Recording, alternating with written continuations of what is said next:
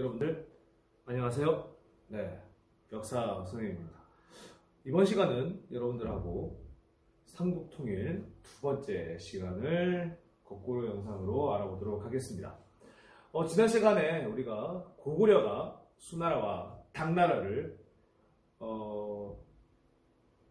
어떻게 방어하고 한반도를 지켰는지에 대해서 우리가 공부를 해봤죠. 자, 이번에는 주인공을 살짝 바꿔보겠습니다. 전 시간에 주인공을 고구려라고 했다면 이번 시간의 주인공은 바로 고구려, 백제, 그리고 한쪽을 차지하고 있었던 신라입니다. 자, 신라가 어떻게 삼국통일을 할 수 있었는지에 대해서는 계속 우리가 공부를 해왔죠. 근데 사실 이 조그만 땅덩이, 그러니까 지금으로 얘기하면 경상남도와 북도를 신라 땅이 한다면 그 부분을 차지하고 있던 신라가 어떻게 고구려와 백제를 이기고 삼국통일을 했는지, 그리고 그 한반도 전체를 하려고 했던 당나라를 어떻게 이겼는지, 어떻게 싸움을 끝냈는지 우리가 공부를 해보도록 하겠습니다. 그러기 위해서는 첫 번째, 당시 신라가 7세기에 들어서 어떤 위치에 있었는지 공부할 필요가 있습니다. 신라는 지금 어떤 상황이냐면요.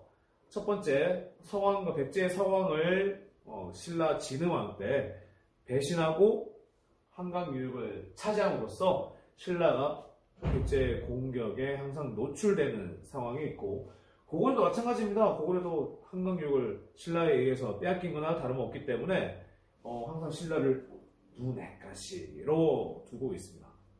지금 그래서 지도에 그런 모습이 잘 나와 있는데요. 자, 지도에 보시면 우리가 원래 항상 백제하고 신라 이게 진흥왕 때 이런 그래프가 나오잖아요. 이런 지도로 나오잖아요. 이런 식으로 하고 뭐 어느 정도 이렇게 하면 이 정도로 이렇게 우리가 백제 신라 땅을 나눠서 구분할 수 있다고 한다면 지금 어떤가요? 신라가 굉장히 어려운 상황입니다. 고구려는 고구려 나름대로 남쪽으로 확 꿀꺽 한 상태고, 그다음 백제도 지금 이렇게 적혀있는 대야성이라는 지역이 여기 있습니다. 대야성. 이 대야성이 경주하고 그렇게 멀지 않습니다. 여기 바로 건너면 낙동강이 흐르거든요. 이 낙동강만 건너면 바로 경주예요, 사실. 자, 근데 이때 백제 왕이 의자왕입니다. 한마디로 얘기하면 체어 킹. 아시죠? 영어 잘 아시죠? 체어 킹. 맞습니다. 그래서 맞죠. 의자왕입니다. 의자왕. 우리가 알고 있는 의자왕은 사실 좀 반탕한 생활을 하고 이런 것들을 알고 있는데, 사실은 이런 역사적인 기록은 승자의 기록이기 때문에 그런 부분은 약간 바뀌어줄 필요가 있습니다. 이런 부분은 실제 수업 시간 때 다시 한번 설명드리도록 하겠습니다. 자, 그래서 의자왕이 당시 초반에만 하더라도 정신을 똑바로 차리고 있었기 때문에 백제 수도에서 이런 식으로 신라를 공격해 들어오는 상황이었고, 고구려도 마찬가지로 이렇게 내려오는 상황이 됐던 겁니다. 이때 신라의 왕은 선덕 왕입니다. 이거 우리나라 최초의 여왕이죠. 최초의 여왕인데 선덕 왕이라고 칭하겠습니다. 근데 이런 상황에서 신라가 살아남기 위해서는 고구려도 안 도와줄 것 같고 백제도 안 도와줄 것 같은 이런 상황에서 어떻게 헤쳐나가는지 설명을 잠시 드리자면, 이 선덕왕에는 아래에는 두 명의 걸출한 신라 인물들이 있었습니다. 일단 우리 알고 있는 김춘추 할아버지 춘추가 어떻게 되시니 할 때 춘추는 아닙니다. 근데 아마 한자는 같을 거예요. 그 다음에 김유신, 이 두 사람이 있습니다. 하필이면 이 대야성의 성주가 누구였냐면 이 김춘추의 사위였습니다. 사위인데 이때 항복을 했는데도 불구하고 의자왕이 사람을 사위만 죽인 게 아니고 딸도 같이 죽였어요. 그래서 김춘추는 굉장히 위기에 빠집니다. 왜냐면 일단 신라적으로도 위험에 빠진 상태고 수도 바로 앞이기 때문에, 그리고 자기 측근이라고 할 수 있는 사위까지 목이 달아남으로 해서 굉장히 위험한 상황에 있었던 거죠.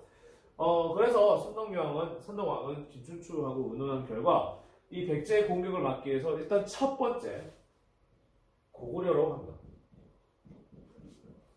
자, 고구려는 여러분들 알다시피 누가 집권한 것이죠? 네, 맞습니다. 여러분들 완전히 너무 잘하는데요. 자, 고구려의 당시 집권자는 연개소문이었습니다. 도움을 구하러 갔더니 오히려 깜빵에 쳐넣어버립니다. 왜? 넌 우리 도와주려면, 우리가 도와주게 하려면 너희들 이 중령이라 했는데 이 중령 이북에 고구려 땅 다 내놔! 이렇게 돼버린 겁니다. 그럼 이렇게 돼버리면 문제가 생겨요. 무슨 문제가 생기냐면 여기 당항성이라고 되어 있거든요. 이 당항성 말 그대로 당나라에 향해져 있는 이 항구 같은 곳입니다. 이 항구를 우리가 신라 입장에서 확보를 해야 위험에 빠졌을 때 고구려하고 백제한테 위험에 빠졌을 때 당나라의 도움을 요청할 수 있는 거예요. 그러니까 뭐 준다고 말 못하죠. 근데 어찌어찌 해서 탈출하게 됩니다. 자, 이 탈출을 하게 되는데, 자, 그래서 고구려는 안 되고 백제는 어차피 쳐들어온 입장에서 이거 백제한테 도움을 달라고 할 필요 없으니까 어디로 가느냐? 아까 말씀드렸던 이 당항성을 통해서 당나라로 가게 됩니다. 자, 당나라를 갈 때도 백제 고구려의 수군들이 굉장히 괴롭혔다고는 하긴 해요.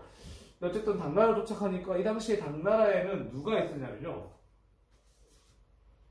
당태종이 이때 있는 거예요. 고구려 쳐도 아까 그 당태종 맞아요.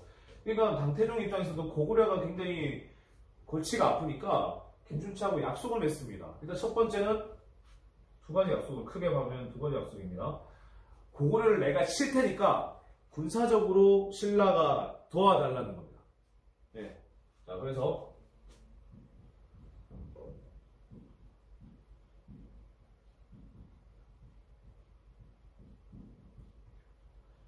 자, 그 다음에 신라 입장에서는 백제 좀 없애달라는 겁니다. 백제. 자, 백제를 치기 위해서 당나라가 군사를 좀 보내줘라고 하는 보내줘. 자, 그래서 결국에는 이제 협약을 맺어서 어디 땅 일국을 당나라한테 내주게 되면요.